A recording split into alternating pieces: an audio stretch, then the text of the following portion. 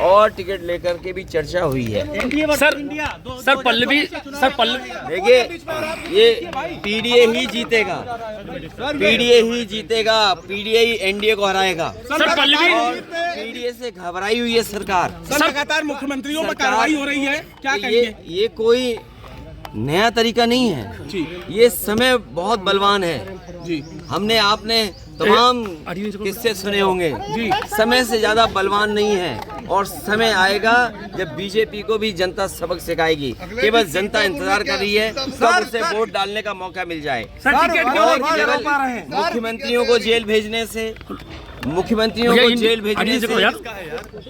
कुछ न्यूज को कंट्रोल करने से लोकतंत्र में इनकी जीत नहीं होने वाली है। ये लोकतंत्र को कमजोर कर रहे हैं।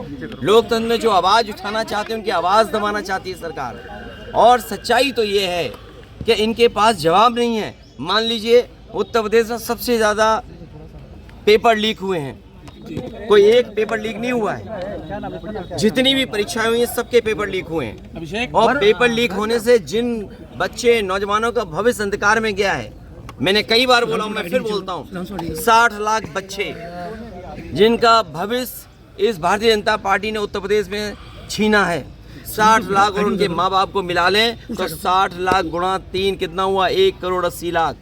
1 करोड़ 80 लाख का अगर हम भाग दे दें, 1 करोड़ 80 लाख को हम भाग दे दें 80 से लोकसभाओं से, तो हर लोकसभा में 2,25,000 वोट कम हुआ है। सर, और जिस दल का 2,25,000 वोट कम हो जाए एक लोकसभा में, तो सोचो कितनी घबराई हुई होगी। क्या इलेक्ट्रॉन बॉन्ड ने भारतीय जनता पार्टी का बैंड नहीं बजा दिया? इलेक्ट्रल बॉन्ड जो मिले हैं भारतीय जनता पार्टी का, क्या उसका जवाब है उनके पास? और अगर आप दिल्ली वाली बात कर रहे हैं तो जो आरोप लग रहा है, क्या इलेक्ट्रल बॉन्ड उसने भारतीय जनता पार्टी के लोगों को नहीं दिया? जी। तो ये घबराहट में अपना जो मुद्दा बदलने की जो तरीका है, इसमें भारतीय जनता पार्टी कामयाब नहीं होगी। ये कितने भी नेताओं को जेल भेज देंगे, लेकिन जनता को जेल नहीं भेज सकते। जनता इनको सबक सिखाएगी। अखिलेश जी पल्लवी पटेल का एक बयान आया हुआ है। उनका कहना, उन्होंने आप निशान साधा कह रहे हैं कि अखिलेश यादव जो है भ्रांति में जी रहे हैं और वो गठबंधन से हमें बात हुई है, उनको किसी का साथ नहीं चाहिए। साथ छोड़ने वालों की कहानी बहुत लंबी है और आपसे बेहतर कोई नहीं जानता हुए कौन क्यों साथ छोड़ रहा है। सर, आप वरुण गांधी 9% सांसद है कांग्रेस के, उनके में 1400 करोड़ रुपए जो है इलेक्ट्रल बॉन्ड गया, तो इसको कोई पूछने वाला नहीं। कल संबित पात्रा का भी बयान आया। देखिए, मुझे आपका जो सवाल है, जो विपक्ष के लोग हैं जी, उनके लिए तो आप कह सकते हो चद्दा मिला हो, लेकिन भारतीय जनता पार्टी तो सत्ता में है जी, तो सत्ता वालों ने तो वसूली की है जी। और वसूली किससे नहीं की? वो सूची एक लंबी है जो वरुण गांधी को हरी झंडी कब देंगे जी। तो ये जो सूची है, इसका जवाब भारतीय जनता पार्टी के पास नहीं है। अगर भारतीय जनता पार्टी ये कहना चाहती कि चंदा उन्हें मिला है, चंदा उन्हें मिला होगा, लेकिन वसूली तो बीजेपी ने की। तो ये जो 6,000 करोड़ रुपए जो गए हैं, ये इलेक्ट्रल बॉन्ड ने भारतीय जनता पार्टी का बैंड बजा दिया है। इलेक्ट्रल बॉन्ड ने भारतीय जनता पार्टी का बैंड बजा दिया। इसीलिए घबराहट में इस तरह का खबर बदल जाए, न्यूज बदल जाए, दूसरी चीजों पे ज्यादा चर्चा हो। और सवाल तो मैंने आपसे कहा बुनियादी, क्या किसान की आय दोगुनी हो गई जी? क्या महंगाई कम हो गई? क्या नौजवानों को नौकरी रोजगार दे दिया जी? क्या आज उत्तर प्रदेश में लोग सुरक्षित हैं? कहाँ घटना नहीं हो रही? क्या आप सोच सकते हैं कस्टोडियल डेथ हो रही हो?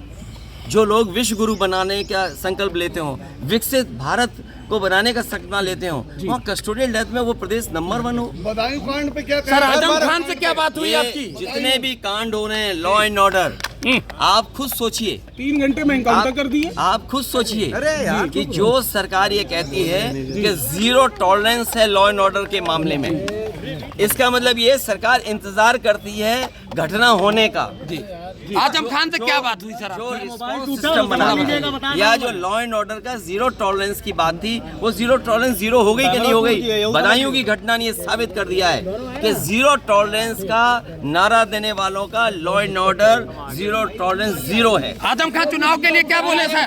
आजम खान चुनाव के लिए क्या बोले? क्या बोले? उससे अच्छी बात हुई है वो हम और वो जानते हैं। सर वरुण गांधी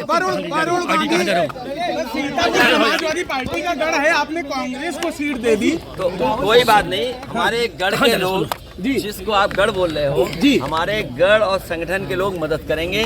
जो भी कांग्रेस का कहाँ लीजिए और बदायूं में अक्षय यादव या शिवपाल यादव, तो क्या लग रहा है ये जो कार्रवाई है वो लगातार बदायूं में अक्षय यादव या शिवपाल यादव राहुल गांधी में मिलने गए, सभी लोग इसको अपोज कर रहे हैं। क्या लगता है कि चुनाव आते आते और भी लोगों की तरह से जेल भेज दिया जाएगा? देखिए, बीजेपी घबराई हुई है जी।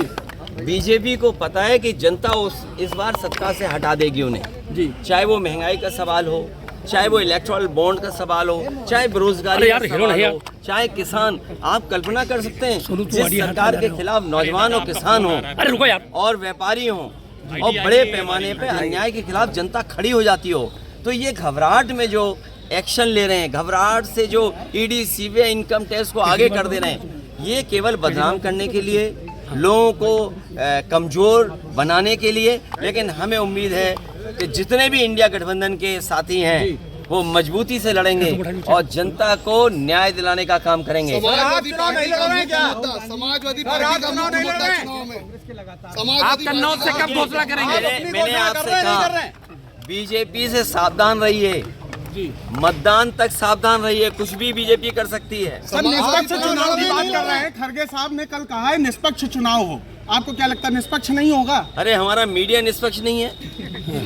अरे तुम चुनाव की बात कर रहे हो जी। हमारा मीडिया भी कभी कभी निष्पक्षता वाला जो हिस्सा है, जो पक्ष है, वो भी भूल जाते हैं। इसलिए हमें उम्मीद है कि हमारे मीडिया के साथी ये जो यहाँ आए हैं, ये भी